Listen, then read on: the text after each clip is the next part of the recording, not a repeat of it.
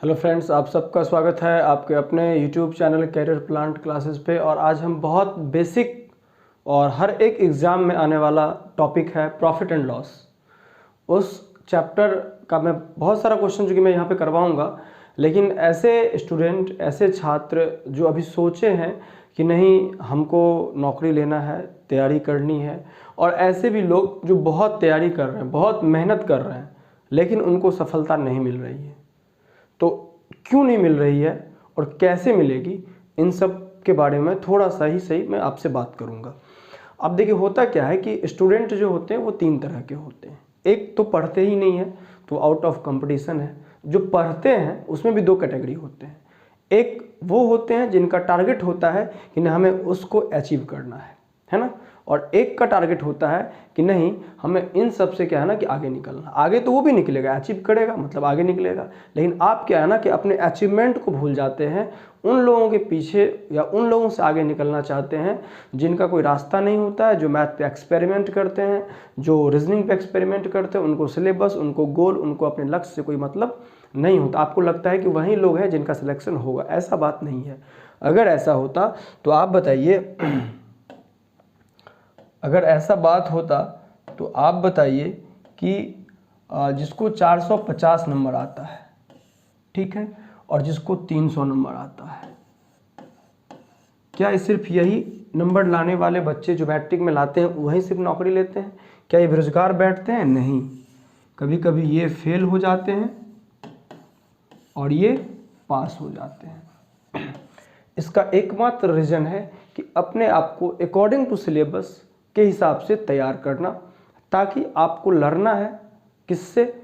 Syllabus से, question से, किसी और से नहीं। ऐसे लोग जो सिलेबस के बाहर जाकर के पढ़ाई करते हैं, इस वजह से भी तैयारी नहीं हो पाती आपकी पूरी। आप उसके इर्द गिर्द तो भटकते रहते हैं, लेकिन जहाँ पे पहुँचना चाहिए वहाँ पे आप नहीं पहुँचते हैं। तो हम जब आज बात करेंगे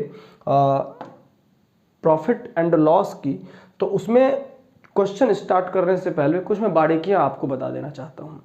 बारीकियाँ ये है आपका, जैसे बारीकियाँ क्या है,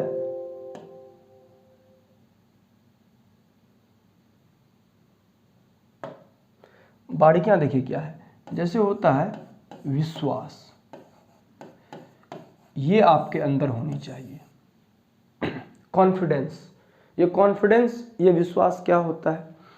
वही होता है जिस तरह देखिए अभी यूक्रेन को है कि नहीं एक समय आएगा जब रूस थमेगा अपना अत्याचार, या फिर कहिए अपना जो युद्ध है वो अपना रोकेगा और हमसे बातचीत के लिए हमारे साथ टेबल पे आएगा।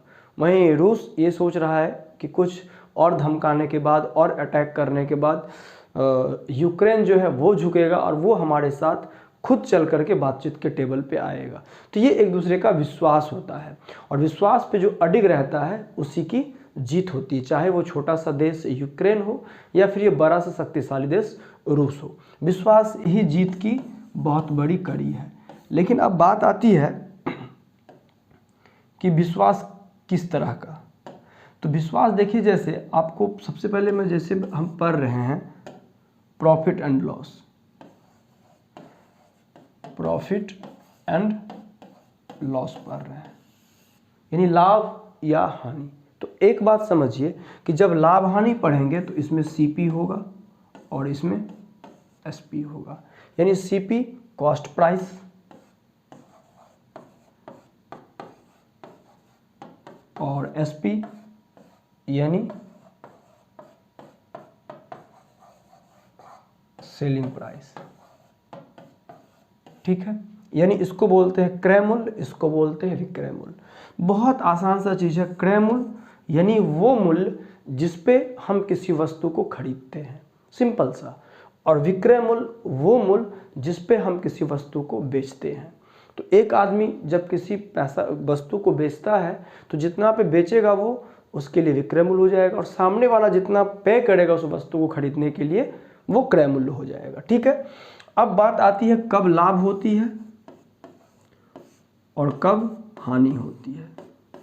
तो नॉर्मल सा चीज़ है, लाभ तब होगा जब हम ज़्यादा में बेचेंगे और कम में खरीदेंगे, है कि नहीं है। ज़्यादा में बेचेंगे और कम में खरीदेंगे तब हमें लाभ होगी। ऐसा तो नहीं है कि खरीद के लाएंगे 50 रुपये में, बेच दिए 40 रुपये में, तो 10 रुपये का नुकसान हो गया। तो लाभ का मतलब है कि एसपी जो है वो ग्रेटर देन क्या होगा, सीपी, ये भी याद रखना है। और हानि में क्या होता है कि सीपी ग्रेटर देन एसपी। हानि मतलब खरीद के हम ज़्यादा में लाएंगे और बिकेगा मेरा माल कम में, तो हमें नुकसान होगा। तो अब हमको जब लाभ निकालना होता है तो हम करते हैं एसपी माइनस सीपी, और जब हमको हानि निकालना होता है तो हम करते हैं सीपी माइनस एसपी। बहुत सिंपल सा थॉट है, आप समझ गए होंगे। चलिए अब यहाँ पे देखते हैं,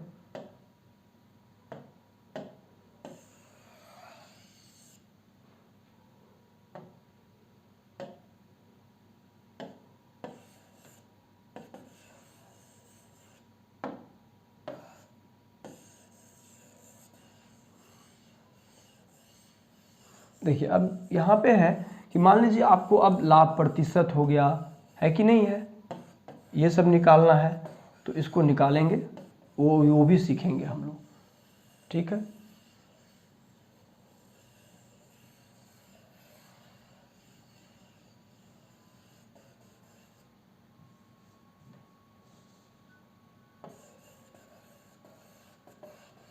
अब देखिए, चलिए अब हम लोग सीखते हैं कब हमारा लाभ प्रतिशत होगा। तो जब मैं आपको बोलूं कि भाई लाभ प्रतिशत का फॉर्मूला क्या होगा, तो आप कहेंगे लाभ यानी प्रॉफिट इंटू 100 अपॉन क्या करेंगे आप, सीपी। क्या बोलेंगे, सीपी। जब मैं बोल दूं आपको हानि परसेंट, तो आप कहेंगे हानि गुना 100 अपॉन सीपी। यानी लाभ हो या हानि हो, जब परसेंट की वैल्यू निकलेगी तो हमेशा कॉस्ट प्राइस पे निकलेगी। ये हो गया। अब कभी कभी ये लाभ नहीं दिया रहेगा, आपको एसपी दिया रहेगा, तो इस लाभ की जगह तो आप लिख सकते हैं ना कि एसपी माइनस सीपी, क्योंकि लाभ में जो है हम बेचते ज़्यादा में है और ज़्यादा से कम में घटा लेंगे। जब हानि होगी तो इसको हम लोग लिख सकते हैं सीपी माइनस एसपी। यही चीज़ आपको कमांड रखना है। ये चीज़ हो गई। तो इसी चीज़ पे हम सारा क्वेश्चन डील कर सकते हैं। अब ये देखिए, यहाँ जाने से पहले ये क्वेश्चन जो है आपका सामने में जो पढ़ रहे हैं कि किसी परीक्षा में 62% जो है छात्र वो हिंदी में सफल होते हैं और 44% छात्र अंग्रेजी में सफल होते हैं, ठीक है।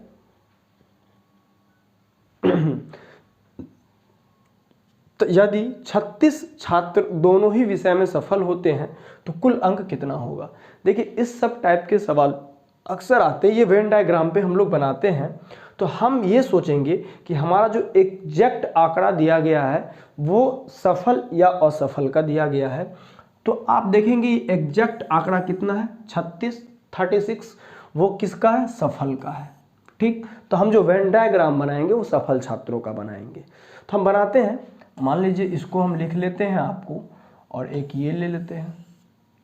अगर हम किसी परीक्षा में 62% छात्र, इसको हम लिख देते हैं हिंदी, और जबकि 44% छात्र किसमें सफल होते हैं, अंग्रेजी में, ठीक है, सफल है। और ये भी सफल का है।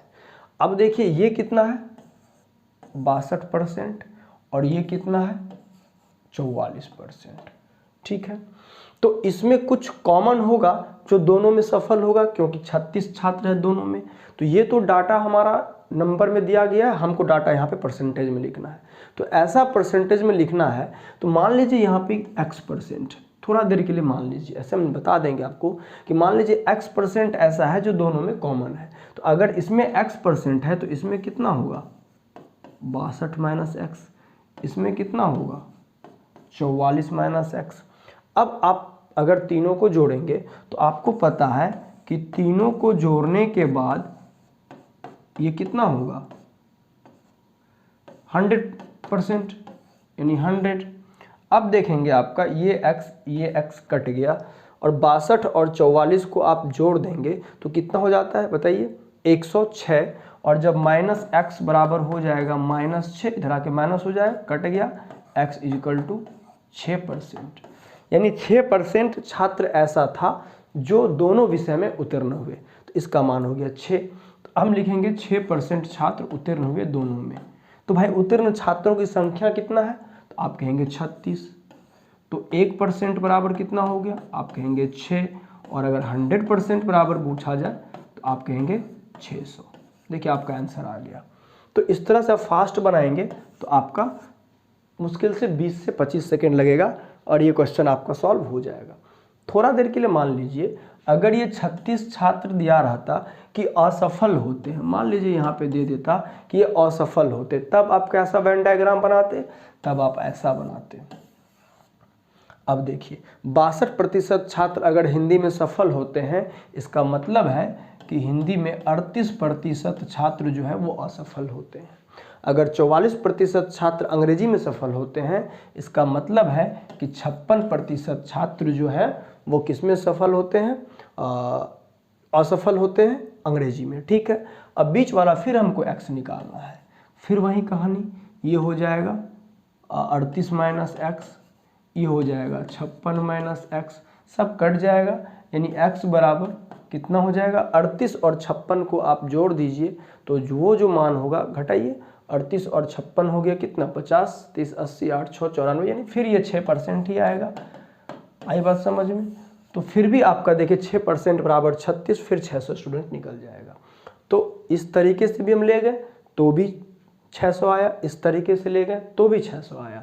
तो इसी बात को याद रखना, और ये बीच वाला माइनस प्लस आए इस पे कोई अंतर नहीं पड़ेगा।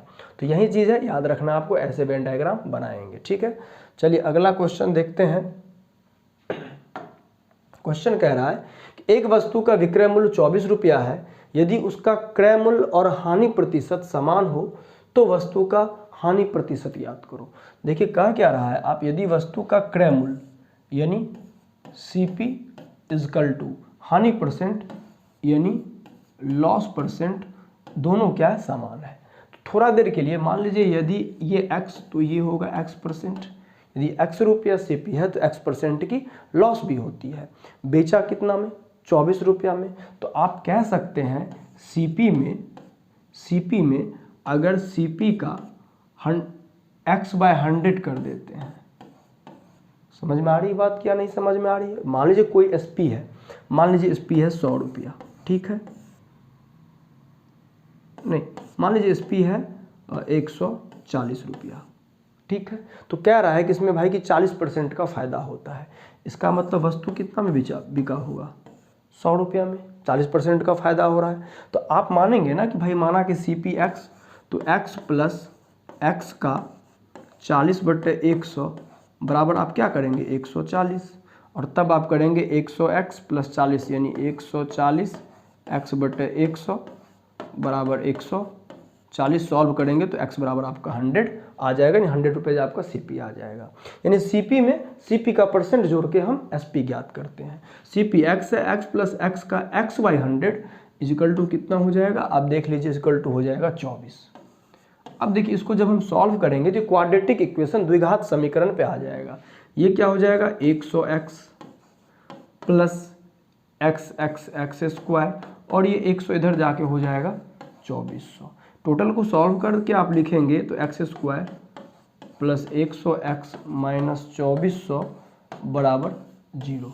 अगर आपको क्वाड्रेटिक इक्वेशन अब नहीं आता है तो फिर तो आप हमारे पास ऑफलाइन कोचिंग में आइए, क्योंकि इस तरह मैं यहाँ इस प्लेटफॉर्म पे बताने वाला नहीं हूँ। अब देखिए इसका ऐसा फैक्टर करना है कि ये चूँकि क्या है, माइनस प्लस माइनस, ये क्या हो रहा है, माइनस, याद रखिएगा, ये यहाँ पे प्लस यहाँ पे माइनस, तो प्लस माइनस क्या हो गया, माइनस।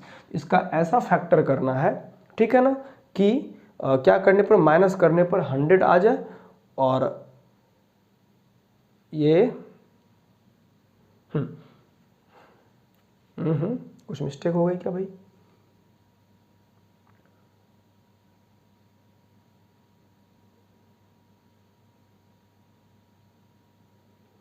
कहीं कुछ मिस्टेक तो नहीं है ना?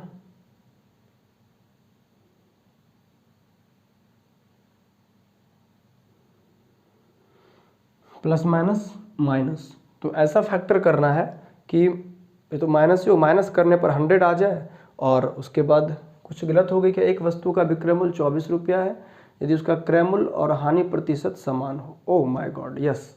अब देखिए हानि प्रतिशत है ना, सिंपल सा चीज़ देखिए कहाँ मिस्टेक हुआ था हम लोगों से मिस्टेक हुआ था यहाँ पे। देखिए हानि प्रतिशत है तो x माइनस यहाँ पे हो जाएगा कि CP में इतना का हानि घटा करके हमको 24 आ रहा है। ये जो SP है ये CP में माइनस होगा ना, तो x का हमने x% माइनस कर दिया तो हमारा SP आ गया। तो यहाँ पे आपका हो जाएगा माइनस, यहाँ पे कितना हो जाएगा माइनस। जब यहाँ माइनस हो जाएगा तो सारा चीज़ को हम उधर ले जाएंगे। तो थोड़ा सा इसको हम कर लेते हैं।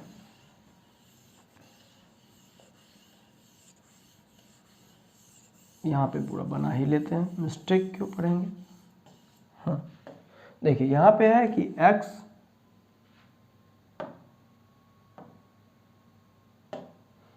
यहाँ पे है x माइनस x का x/100 बराबर कितना हो जाएगा, यहाँ पे हो जाएगा 24। अब आप घटाएंगे तो 100x माइनस x² और ये 100 इधर चल जाएगा, ये हो जाएगा 2400। अब इस सब को उधर लेके चले जाइए थोड़ा देर के लिए, तो इसका सिंबल चेंज कर दीजिएगा। तो ये माइनस प्लस, ये माइनस और ये तो इधर ही है, किसी एक तरफ का ही सिंबल चेंज होता है इक्वल टू 0। अब देखिए ये प्लस प्लस प्लस है तो इसका ऐसा फैक्टर करेंगे कि जोड़ने पे 100 और गुना करने पे 24। तो आप कहेंगे 60 और 40।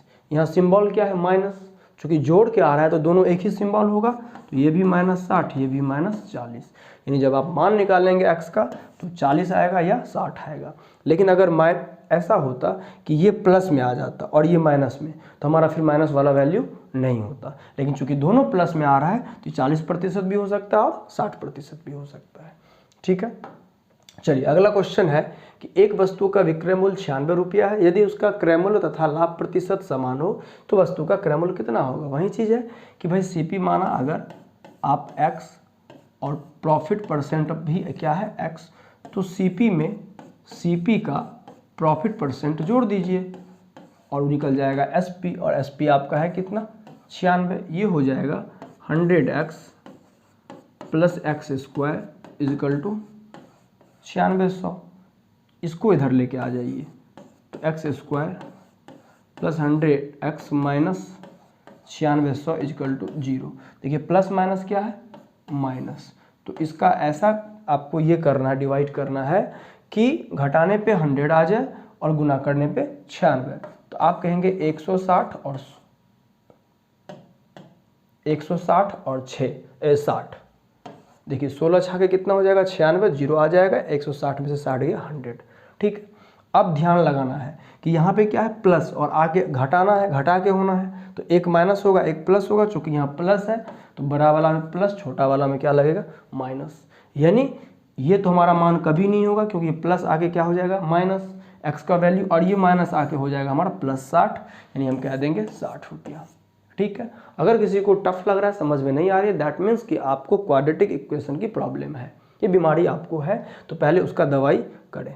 ठीक है, अगला क्वेश्चन है एक वस्तु का मूल्य 360 रुपया में बेचने पर उसे 10% हानि होती है, यदि उसे 20% लाभ कमाना है तो वस्तु को कितने रुपया में बेचना होगा। ठीक है, देखिए SP दे रखा है आपका 360।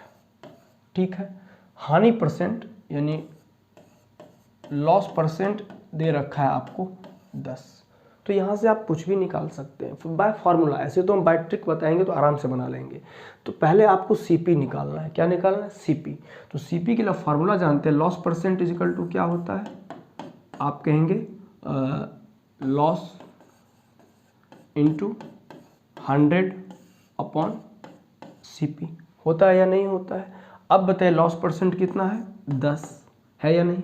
इसको लिख सकते हैं लॉस हुआ है तो CP बड़ा होगा, खरीदेंगे ज़्यादा में, और इंटू 100 अपॉन CP। क्या कोई दिक्कत इसमें। हमने क्या किया कि भाई इसको CP माइनस SP कर दिया। अब देखिए 0 से 0 कट गया, ये CP इधर आ जाएगा तो CP बराबर, और CP माइनस कितना कर सकते हैं 360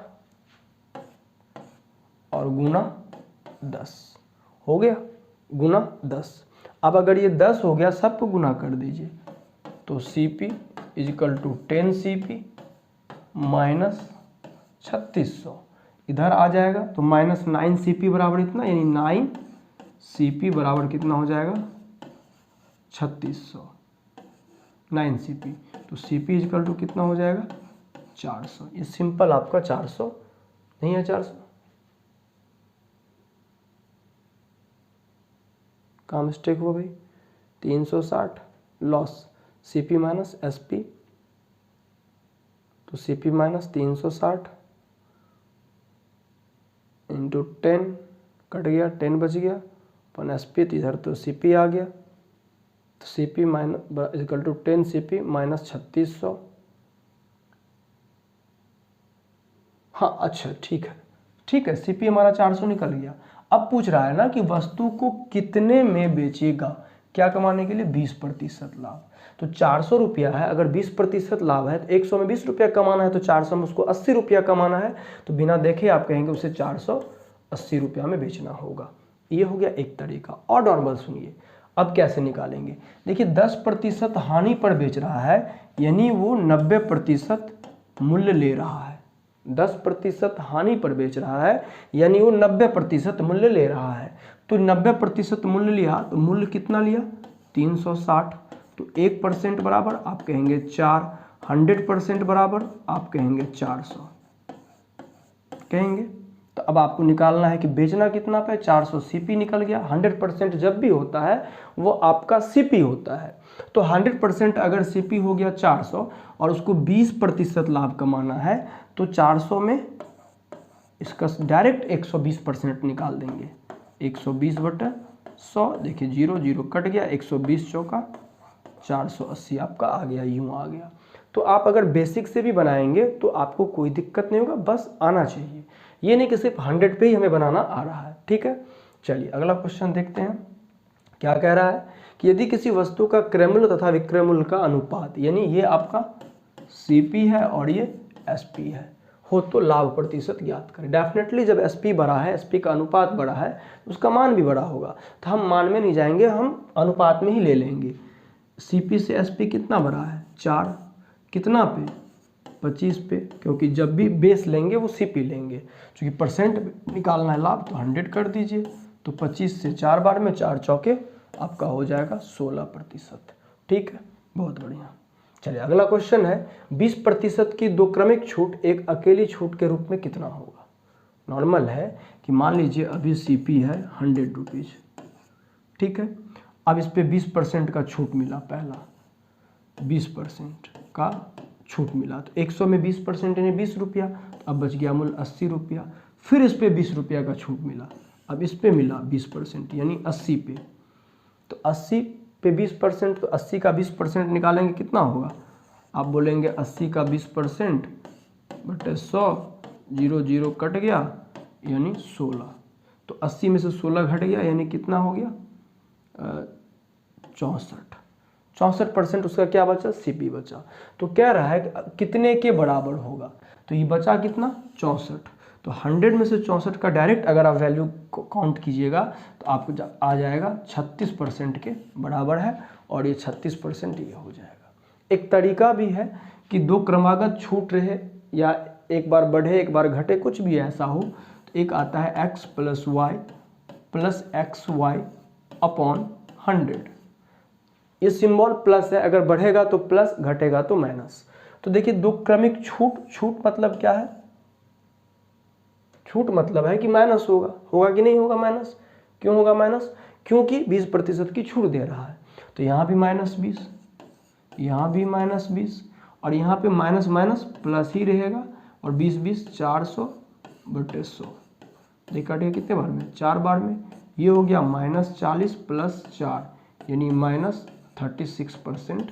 इसका मतलब हो गया कि ये माइनस जो है वो छूट बोलिए, हानि बोलिए, मतलब नेगेटिव, इसको दिखाता है कि ये 36% छूट मिला है, तो आप डायरेक्ट भी यहाँ से निकाल सकते हैं, ठीक है। लेकिन ये चीज़ याद रखिएगा, जब बहुत जगह पे काम आएगा आपको। आइए अगला क्वेश्चन देखते हैं, वो है आपका कि एक दुकानदार अपने सामान को बिना लाभ के बेचने का, ऐसे दुकानदार बहुत मिलते हैं, बिना लाभ के बेचने का दावा करता है, लेकिन 1000 ग्राम के स्थान पर 800 ग्राम का वाट मतलब समझते हैं ना, वाट का प्रयोग करता है, तो कितने प्रतिशत लाभ होगा। देखिए ऐसे ही मैं क्या गया था अपने कोचिंग के लिए पैम्पलेट छपवाने गया था, तो उस भाई साहब को बोला, एक जगह मुझे बोला कम प्राइस, तो हम उनको बोले कि भाई एक जगह तो कम ही प्राइस बोले हैं और आप चूँकि हमारे करीबी हैं तो आप क्यों ज़्यादा बोल रहे हैं। बोले कि सर ऐसा बात नहीं है, आप मान लीजिए उसे 20,000 पेपर छपवा रहे हैं, पैम्पलेट छपवा रहे हैं, आप काउंट तो नहीं कीजिएगा कि वो 20,000 है कि 25,000 है कि फिर 15,000 है, वो उसी में 3,000 कम कर देगा, आपको 17,000 ही देगा, आपको तो कोई पता नहीं चलेगा, लेकिन वो प्राइस आपसे 20,000 का ले लिया। तो हमको जो वो 17,000 का दिया, मान लीजिए 17,000 दिया और वो हमसे 20,000 का प्राइस ले लिया, तो इसका मतलब ये हुआ कि 3,000 हमको वो कम दे दिया, वो जो 3,000 कम दिया वो तो उसका फ़ायदा हो गया।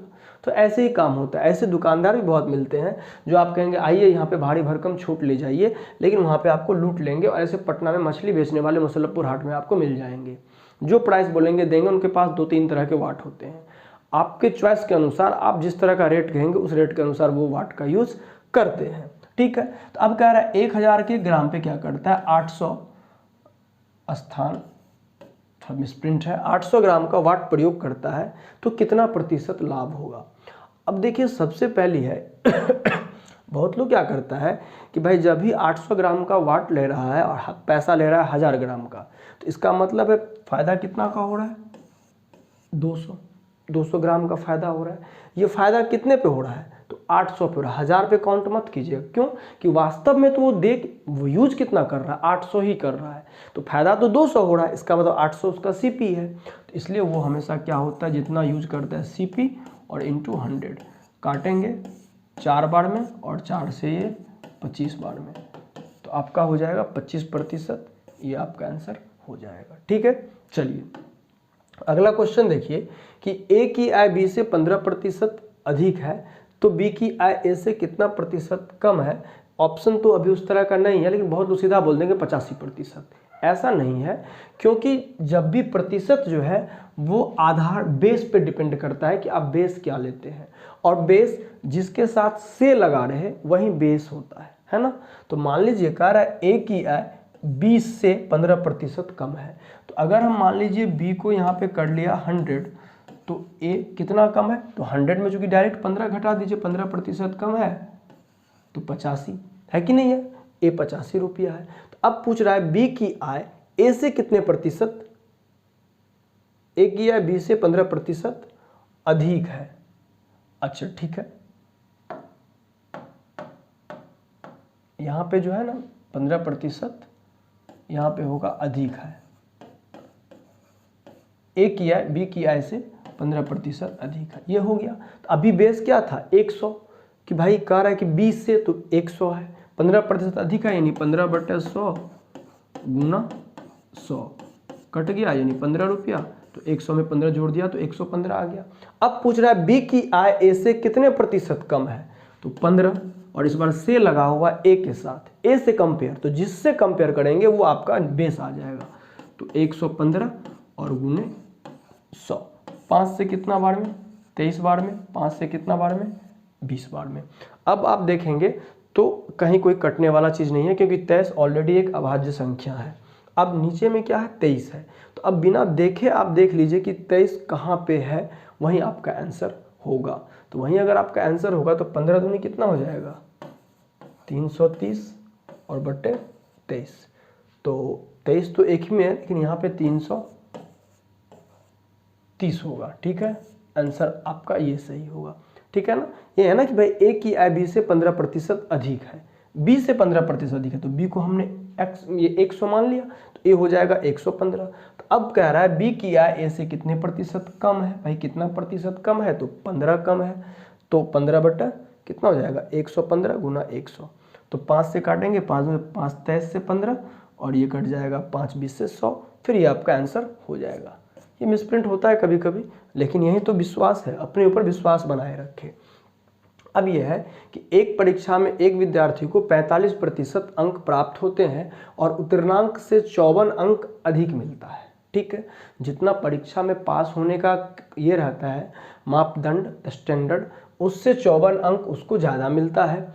दूसरा विद्यार्थी उसी परीक्षा में 30% अंक प्राप्त करता है और 36 अंकों से फेल हो जाता है, ठीक है ना। तो उस परीक्षा में पास के लिए कितने अंक चाहिए, सबसे बड़ी बात यह है। तो मान लीजिए पास के लिए आपको चाहिए, मान लेते हैं हम कि x नंबर, कोई दिक्कत, x नंबर। तो एक विद्यार्थी को परीक्षा में पास के लिए कितना नंबर चाहिए, x नंबर। तो ये बताइए कि अब क्या, अगर 45% अंक मिला तो इस 45% को क्या आप उसको जो अंक मिला है उसको लिख सकते हैं। याद रखिएगा कि पास मार्क्स कितना है x, और उत्तीर्णांक से 54 अंक अधिक मिलता है यानी x + 54। क्या नहीं लिख सकते हैं कि जो भी मार्क्स है, जितना टोटल मार्क्स है उसका उसको 45% मिला, और अगर 45% मिला है तो 45% बराबर लिख सकते हैं यानी पास मार्क + 54, यही तो है 45%। अब कह रहा है दूसरा विद्यार्थी के लिए अगर हम सोचेंगे कि उसी परीक्षा में 30% अंक प्राप्त करता है, 30% अंक प्राप्त करता है, और क्या होता है देखिए कि उसे 36 अंक से फेल हो जाता है, यानी उसको जो अंक मिलता है वो x - 36 मिलता है। कोई दिक्कत। अब आप दोनों को क्या कर दीजिए, माइनस कर दीजिए। तो 45 में 30 को घटाइएगा क्योंकि माइनस में नहीं आएगा, तो कहेगा 15% बराबर ये और ये x तो कट जाएगा, ये माइनस माइनस प्लस, और 36 और 54 की 6 × 4 = 10, हाथ में बच गया 1, 5 × 3 = 8, 1 = 9, 15% बराबर हो गया 90। और अगर आपसे पूछा जाए 100% बराबर, तो ये तो कट जाएगा 6 बार में, तो 1% बराबर 6, तो 100% बराबर 600, यानी आपका आंसर हो जाएगा 600। तो अब पूछा जा रहा है आपको 100% बराबर कितना हो गया, 600। तो अब आपको पूछा जा रहा है ये कि ये बताइए कि इस परीक्षा में पास के लिए कितना अंक चाहिए। बहुत सुंदर क्वेश्चन है। देखिए आपको सारी चीज़ आ जाना, बना लेना वो बहादुरी नहीं है, अकॉर्डिंग टू क्वेश्चन अपने आप को मजबूत करना वो बहुत बड़ी बात है। देखिए अब लास्ट में पूछा है उसको पास करने के लिए कितने अंक चाहिए। तो अब 100% जब भी निकलता है वो आपका पूरा वैल्यू निकलता है किसी भी प्रोडक्ट का। इस प्रोडक्ट का वैल्यू मतलब टोटल मार्क, तो टोटल मार्क आपका 100% 600 है। अब उसको पास होने के लिए कितना नंबर चाहिए, तो पहला विद्यार्थी से भी कंपेयर करेंगे तो हमारा काम निकल जाएगा। तो पहले देखिए 45% अंक प्राप्त करता है, तो 600 का 45% आप निकाल लीजिए। 600 का 45 बटे अगर आप 100 निकालेंगे, 0 0 कट गया, 6 पंचे 30, हाथ में कितना बच गया 3, 6 चौके 24, 3 27, 270। लेकिन उत्तीर्णांक से 54 अंक अधिक मिलता है। आई बात समझ में, 54 अंक अधिक मिलता है, यानी ये जो 45% मार्क्स है इसमें पास मार्क भी है और 54 अंक ज़्यादा है, तो 54 अंक माइनस कर दीजिए, यानी ये हो जाएगा आपका 216, और वो आंसर आपका डी में है। आई बात समझ में, कितना सिंपल में बन गया। थोड़ा सा दिमाग लगाएं, थोड़ा ट्रिक लगाएं तो आपसे ये क्वेश्चन सॉल्व हो गया। आई बात समझ में। तो इस तरीके से जब हम लोग सोचेंगे, समझेंगे, अच्छे अच्छे क्वेश्चंस को बनाएंगे, अपने ऊपर कॉन्फिडेंस रखेंगे, तो हमें कहीं से कोई दिक्कत होने वाली नहीं है। चलिए हम लोग इस सीरीज को बनाए रखेंगे, फिर एक वीडियो लेकर के आएंगे। उस वीडियो में इससे भी बेहतरीन और उलझे और सुलझे सारे क्वेश्चन को हम लोग सॉल्व करेंगे और कॉन्फिडेंस अपने लेवल को बहुत ऊपर तक ले जाएंगे। इसी उम्मीद के साथ हम मिलते हैं अगले वीडियो में। तब तक के लिए बाय बाय।